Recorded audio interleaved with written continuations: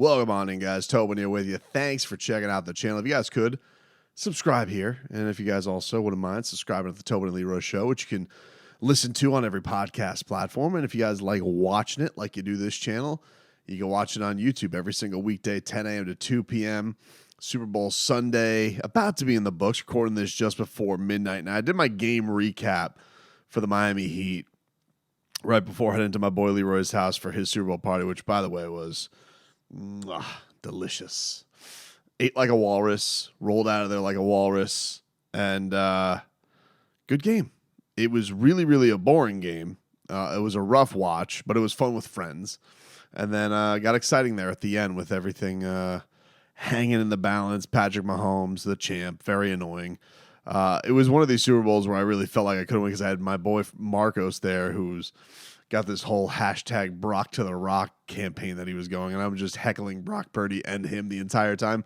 But also then there's Patrick Mahomes where, like, you know, now they're just clubbing everybody to death and didn't even think they were that good this year, and here they are with another trophy. So, you know, we'll get into it on the show. But so as I'm getting to Leroy's house, I see a lot of the post-game reaction from Celtics and Heat, in particular with the incident between Jaylen Brown and Duncan Robinson. And I got to tell you, dude, this Jaylen Brown, he comes off like a bit of a weenie. You know, like this guy has the audacity to go out there and act like he really did something to Duncan Robinson. Like Duncan Robinson, like he really got in Duncan Robinson's head in this game.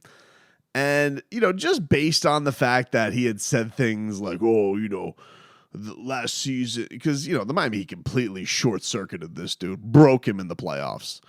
And, you know, had their whole little clown show over there in Boston. Don't let us get one. Don't let us get one.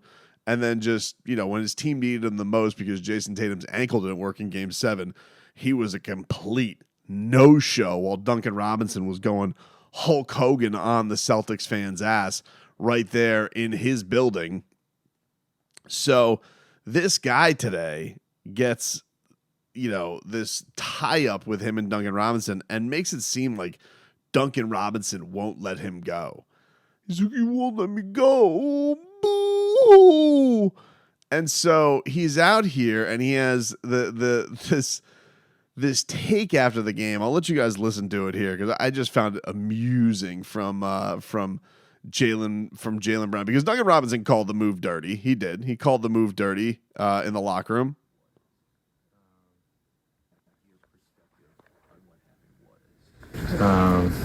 We got locked up. Happens a lot throughout the course of the game. I tried to just have my hands up. Obviously, after the whistle, you know, someone went down. It was unnecessary, obviously, and excessive and dangerous. You seemed upset even after the fact, even after they gave the flagrant foul, you got to the line. It seems like you thought there was still something more that had to be said. Yeah, I mean, I just thought it was a dirty play, to be honest with you. You know, that's how people miss entire seasons.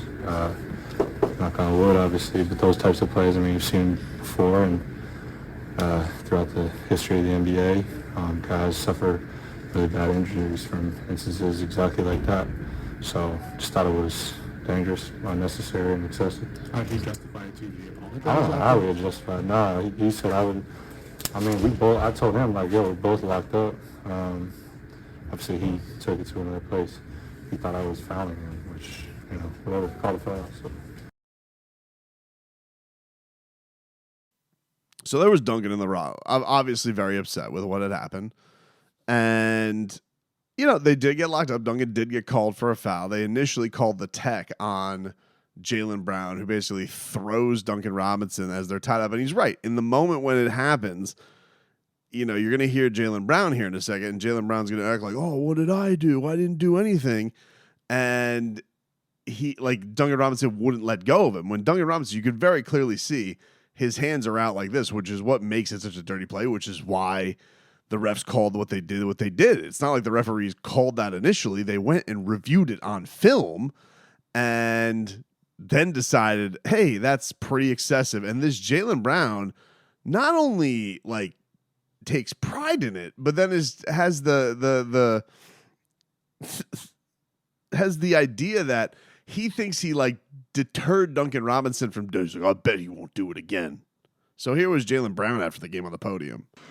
Jaylen, can you take us through the issue with Duncan Robinson? It seemed like he was kind of holding on to your arm after he fouled you, and you just kind of threw him off. What happened, and are you okay with what went down and the flagrant? Yeah, I'm okay with it. I think it was no issue for me. I think he knew exactly what he was trying to do, trying to get tangled up, et cetera, because he didn't want to play defense. And, they called the foul, but he was still trying to hang on, so I was trying to get my arm free. Joe said he liked the friction. And is there a point where when guys are being a little bit overly physical with you, you've got to say, like, I'm not taking this anymore. Like, I'm going to have to force it myself? Yeah, especially, Miami's known for, being physical. Miami's known for getting away with a lot of that stuff, kind of mucking up the game. And, at the end of the day, you got to protect and own your space. I feel like Duncan Robinson knew what he was doing there, trying to get tangled up and trying to draw whatever. I don't know what he was trying to do, but I bet you he won't do it again. I bet you he won't do it again. Well, here's the thing that's funny about it, though. See, like, this is where Jaylen Brown's whole theory goes off the rails, because he acts like Duncan Robinson in that regard. First of all, coward in his presence afterwards, which he did not. Jaylen Brown and him, as after it goes down, as you heard from Duncan Robinson sitting there, and he goes, he's like, oh, I bet you won't do it again, like he intimidated him or something like that. You can see Jaylen Brown and them jawing back and forth, and Jaylen Brown's like, what are you going to do? And the Heat fans are alleging that Duncan Robinson called him a bitch. I don't know that he did, but Duncan Robinson certainly wasn't scared of Jaylen Brown. And then we're going to get to a part here where a lot of Heat fans are pissed at their own players because they felt like people did not step up for Duncan Robinson. But in my mind, in all honesty, the thing I was most proud for is I felt like Duncan Robinson stood up for himself. I felt like Duncan Robinson went from a kid who, maybe needed people to step up for him. I felt like Duncan Robinson handled his business just fine. In fact, there were possessions later where Duncan Robinson went at Jaylen Brown on defense yet again and forced Jaylen Brown, surprise, surprise, right into a turnover, which is like, should be the dude's trademark. Like, I don't know if Jaylen Brown does have a logo, but it probably should just be walking or just the ball fumbling out of his hands.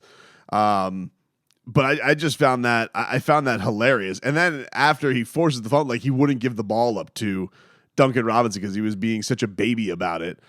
But, of course, he had Duncan Robinson cowering in fear of Jaylen Brown. So I just find this hilarious. And the other thing that I find funny about this from the Celtics fan is this is the same damn fan base that would sit there and whine and moan and boo-hoo. Oh, D-Wade, he knew what he was doing. He intentionally injured Rajon Rondo. I've heard this bullshit from Celtics fans and Sully and Murphs years and years because Rajon Rondo doesn't know how to land on his arm correctly.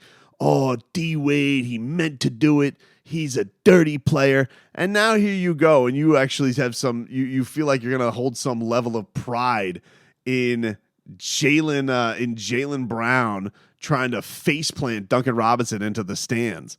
So, I mean, what is it, Celtics fans? Like, are you for it or you're not for it? And there's Jaylen Brown who's like basically admitting Miami's too physical for us, so we gotta do cheap stuff to even keep up with it, is hilarious to me. So, look, dude, we'll see you in the playoffs again, most likely, and it's going to be a different story than this regular season. You guys got a bye game, not a true win for you guys, not a true loss for the Heat. No Jimmy Butler, no Terry Rozier, and you guys squeaked out by the squeakiest of cheeks in this game. So, just a complete lame description from Jaylen Brown, who continues to just be an unbelievably sensitive baby.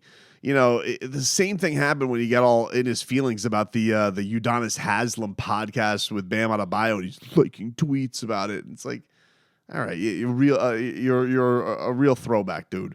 You're like a regular Charles Oakley, like you're really getting after guys. unbelievable with him. Oh, I showed Duncan Robinson, even though he was right in my face the entire time, and then forced me into my trademark turnover. Anyway, so I want to get to another part of this story that has kind of lit Twitter on fire, which has been the performance of Duncan Robinson's teammates around him. And the idea that the Miami Heat don't have an enforcer. They don't have a Udonis Haslem. Jimmy Butler was not there. We know Jimmy Butler. We'll get into altercations, and we'll tie people up, especially if it's towards him. I'd done this before, actually, one time with Chris Paul, where he threw a basketball at Duncan Robinson, and I believe it was in the bubble when he was on OKC, and Jimmy Butler trucked CP3, goes down. So I think people are mad with the Miami Heat, and specifically I want to say that anger is towards Bam Adebayo for not really going at Duncan, not going at Jaylen Brown. And in fact, afterwards, going at going and dapping up Jason Tatum following the game. So I feel a couple of ways about this. The Jason Tatum thing after the regular season game, I don't feel any animosity towards that at all, because he's very close with Jason Tatum. Jason Tatum got his dunk blocked by Bam Adebayo in the bubble. They're very close. They've been very close. I don't really have an issue with that. I know Pat Riley probably doesn't like that. I know Udonis Haslem probably doesn't like that. Pat Riley didn't like that Patrick Ewing and Alonzo Mourning were friends. It's a different generation. I don't really have a problem with it. The idea that Bam didn't step to anybody when the altercations were happening. They kind of like sidled in between when the whole Duncan Robinson thing. Now, his basketball response to it was very appropriate, because what he did on the basketball court was he got the ball after Duncan Robinson's flagrant free throws, and he, went bully ball, went right at the Celtics and got an and one. It's about as perfect a response as you can get. And the Miami Heat didn't really, I would say from a basketball perspective, really did take the emotional lift from Duncan Robinson. The fact that nobody went right into the face of Jaylen Brown, take that however you want. From a basketball perspective, it did light a fire under the team, and it did motivate them, and it did put them in a spot where they were nearly in position to win this game. And I'm a lot more furious about the dumb decisions down the stretch, like, Caleb Martin not fouling or Caleb Martin fouling on a loose ball, than I am Bam Adebayo not stepping up to somebody. Because I do think Bam is a physical player, and I do think he plays very hard, and I do think that I've seen him go at certain matchups, and he does take them very personally. I don't think Bam Adebayo is a soft player by any means. Is he Udonis Haslem as far as hardened, going to slap you upside the head? No, that's not him. I mean, he's admitted this. He's not as vocal a guy as Udonis Haslem is. He's trying to grow in that role, and his quotes today I don't think went over fantastic, because he said something to the regard of, I agree with Duncan. I felt like it was a dirty play. I'm not going against my teammate, and I 100% stand behind my teammates. Let me see. And then the other quote that he had when asked from Brady, he says, if you're in a Miami Heat jersey and I'm on your team, I don't give a what's happening. If action happens, we're with the action. And to that, I would say it didn't appear like they were with the action. And I am very sure, as a person who, has followed how Udonis Haslem reacts to this and knows the relationship that he has with Bam Adebayo, and also knows that Udonis Haslem is very close with Duncan Robinson and cares a lot about Duncan Robinson, I would guarantee that Bam is going to get some kind of a talking to from Udonis Haslem about this. But there is a difference too, guys. From a basketball responsibility standpoint, yes, you can step up for guys, but you can't. It's not like Bam can go full Draymond Green on the situation. He's not just the enforcer in the situation. He's not just, the guy who's there for 6 fouls. He is also at that point the Heat's best player on the court, and you can't lose him. You already don't have Jimmy, don't have Terry Rozier, don't have Josh Richardson. And when they don't have you out there, you can't defend Kristaps Porzingis at all. So, and I know that there were plays there at the end, although there were some, looking back on it, there were some horrid calls missed and no calls on Bam with him going at the rim, and they didn't call at all. But there was, there were some definite other moments that I'm sure he's going to be kicking himself over that they could have had in this game. But man, the Heat fans crushing him. I mean, just a ton of them are crushing Duncan Robinson, and I guarantee that he is going to hear something from Haslam about this. But yeah, it is part, I think, of the thing where if you had Jimmy out there, do you think Jimmy immediately goes to Jaylen? Probably. And do you expect the Heat needing more? Because the thing is, when Jaylen Brown says, I don't think the Heat are a team that can get punked, because they didn't cower on the court. They played hard and they dug in, and they nearly pulled this thing out very shorthanded. So it's not like I feel like the Heat played soft or turtled up. It's just a matter of people wanting to see the theatrics of it. And yeah, I'm all for it. I don't hate that a fan would want to see that. Does it matter?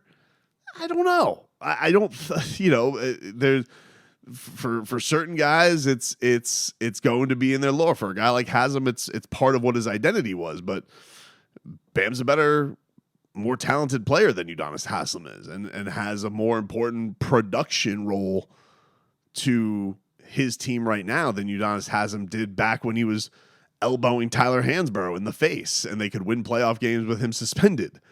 The Heat can't afford to get Bam kicked out of that game. So it's I get probably what Bam was thinking in that moment, but I get people who are pissed. And even if Duncan Robinson was a little upset about it, I get that too.